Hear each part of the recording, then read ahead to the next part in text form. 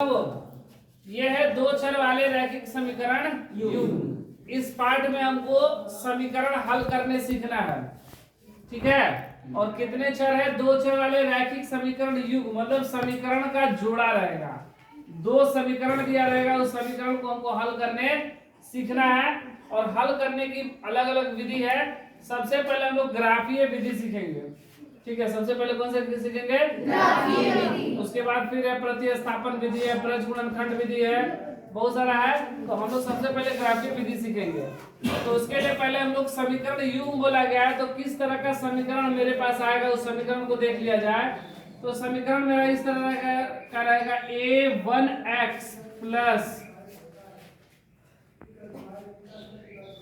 a1x plus b1y plus c1 बराबर 0 और a2x plus b2y plus c2 बराबर 0। इस रूप में मेरा समीकरण रहेगा। ये समझ में आ रहा है? ये समीकरण एक हो गया, ये समीकरण दो। ये दोनों समीकरण को हम लोग ग्राफीय विधि से हल करेंगे। या इस तरह का देख लो, सवाल मेरा इस तरह रहेगा। मान लो ये रहेगा 2x प्लस 3y बराबर प्लस 5 बराबर 0, 3x प्लस 5y माइनस 2 बराबर 0। इस तरह का हो गया समीकरण। मतलब सवाल मेरा इस तरह का रहेगा। और इसमें हमको हल करना है, x और y का मान ज्ञात करना है। तो हम लोग सबसे पहले ग्राफीय विधि सीखेंगे। कौन सा? ग्राफीय विधि सीखेंगे। ग्राफीय विधि से हम लोग हल करना सीखेंगे इसको। तो ग्राफीय विधि से हल करेंगे तो इसमें ग्राफ मेरा तीन तरह का ग्राफ बनता है। कैसा बनेगा? तीन तरह का ग्राफ बनेगा। और उसमें भी जो हल होता है मात्र एक का, किसी एक का हल एक होता है, दूसरे का बहुत सारा और तीसरे का कोई हल नहीं। तो ग्राफ कैसा बनेगा ये देखेंगे। उसके पहले किसका हल होगा किसका हल नहीं होगा इसके विषय में जानते हैं। तो देखो ग्राफ जो मेरा बनेगा कैसा बनेगा। एक ग्राफ ऐसा करेगा, प्रतिच्छेद करेगा। एक ग्राफ समानांतर होगा और एक ग्राफ समपाती होगा।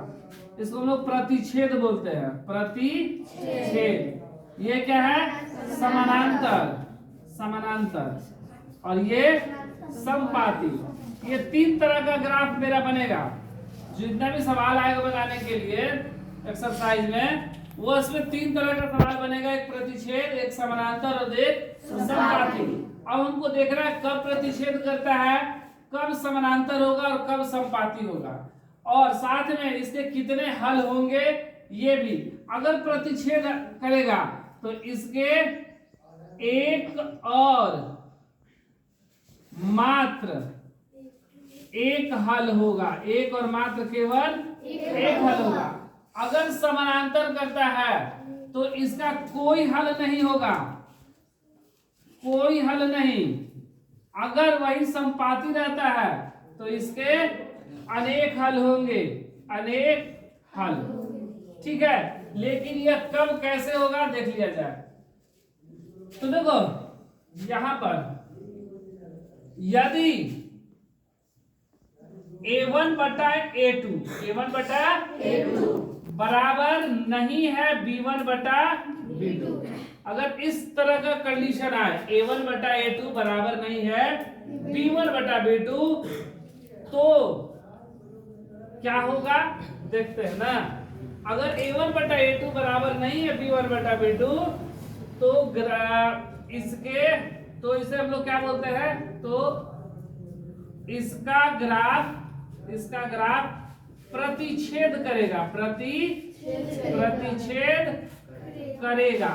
मतलब इसका जो ग्राफ होगा इस तरह का प्रतिच्छेद करेगा, काटेगा एक दूसरे को। और इसे हम लोग अविरोधी, इसे हम लोग कौन सा समीकरण कहते हैं? अविरोधी कहते हैं। इसे हम लोग संगत समीकरण भी कहते हैं। कौन सा समीकरण? संगत समीकरण भी कहते हैं। और इसका एक और मात्र एक हल होता है, एक हल होता है। ठीक है, अगर a1 बटा a2 बराबर नहीं है b1 बटा b2, अगर इस कंडीशन में मेरा समीकरण आए तो इसका ग्राफ कैसा होगा? प्रतिच्छेद करेगा। इसे हम लोग अविरोधी समीकरण भी कहते हैं, इसे संगत समीकरण भी कहते हैं, और इसका एक और मात्र केवल एक हल होता है। ऑब्जेक्टिव में आता है कि एक और एक मात्र हल किसका होता है? तो अविरोधी समीकरण का होता है। याद देगा अविरोधी समीकरण का ग्राफ कैसा बनता है? प्रतिच्छेद। ठीक है, तो ये पहला कंडीशन हुआ। दूसरा कंडीशन ये होता है कि a1 बटा a2 बराबर b1 बटा b2 बराबर नहीं है c1 बटा c2। ठीक है, अगर ये कंडीशन रहे तो इसका ग्राफ कैसा बनेगा? इसका ग्राफ समानांतर। कैसा बनेगा? समानांतर मतलब इस तरह का। हाँ, समानांतर या समानांतर का चिन्ह ऐसे होता है, समानांतर होगा। इसका ग्राफ समानांतर होगा। इसे हम लोग कौन सा समीकरण कहते हैं? तो इसे हम लोग विरोधी समीकरण कहते हैं। कौन सा? विरोधी। और इसे असंगत कहते हैं। असंगत। इसे हम लोग कौन सा समीकरण कहते हैं? असंगत। और इसका जो हल होता है, इसका हल कोई नहीं होगा। इसका हल कोई नहीं होगा। कोई नहीं होगा मतलब इसका कोई हल नहीं होता है। इसको हम लोग हल नहीं कर सकते हैं।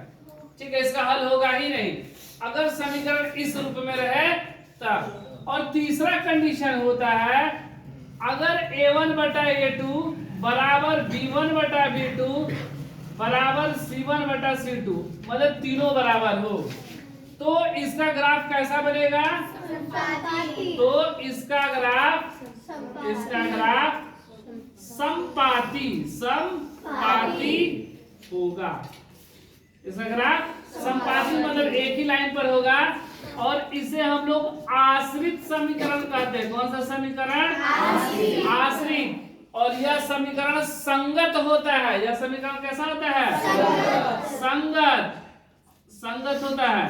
और इसके अनेक हल होते हैं। इसके अनेक हल होते हैं।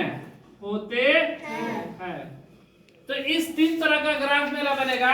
पहला, अगर a1 बटा a2 बराबर नहीं है b1 बटा b2 तो इसका ग्राफ प्रतिच्छेद करेगा। और इसे हम लोग अविरोधी समीकरण कहते हैं, इसे संगत समीकरण भी कहते हैं। और इसका एक और मात्र केवल एक हल होता है। अगर a1 बटा a2 बराबर b1 बटा b2 बराबर नहीं है c1 बटा c2 तो इसका ग्राफ समानांतर होगा। और इसे हम लोग विरोधी समीकरण कहते हैं। और यह इसे असंगत समीकरण भी कहते हैं। और इसका कोई हल नहीं होगा। अगर a1 बटा a2 बराबर b1 बटा b2 बराबर नहीं है c1 बटा c2 तो इसका ग्राफ कैसा होगा? समपाती होगा।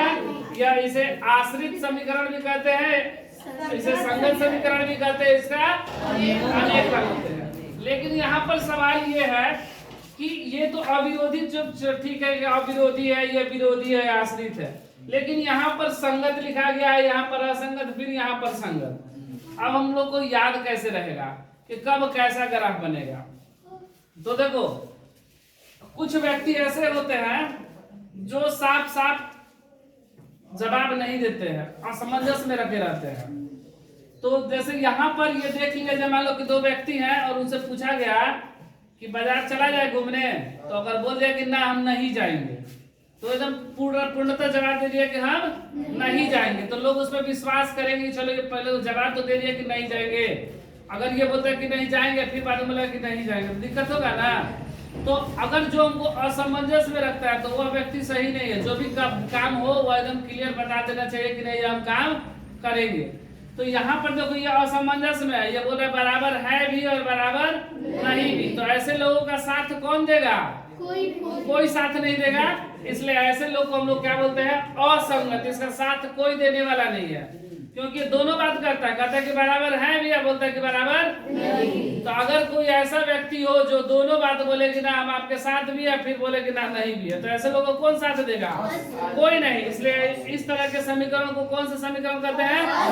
एकदम साफ जवाब दे दे कि नहीं हम आपके साथ नहीं जाएंगे, तो वो एकदम क्लियर बोल दिया, मतलब इसके पर हम लोग विश्वास कर सकते हैं क्योंकि एकदम क्लियर जवाब दिया है। तो ऐसे लोग को हम लोग संगत बोलते हैं, मतलब ये एकदम क्लियर जवाब दिया है कि ना हम नहीं जाएंगे। और ये भी बोले कि ना हम पक्का जाएंगे आपके साथ, मतलब ये भी दोनों बराबर है। अगर बराबर है तीनों तो भी संगत, बराबर नहीं है तो भी संगत, और सामंजस्य में डाल दे है या नहीं तो हो गया असंगत।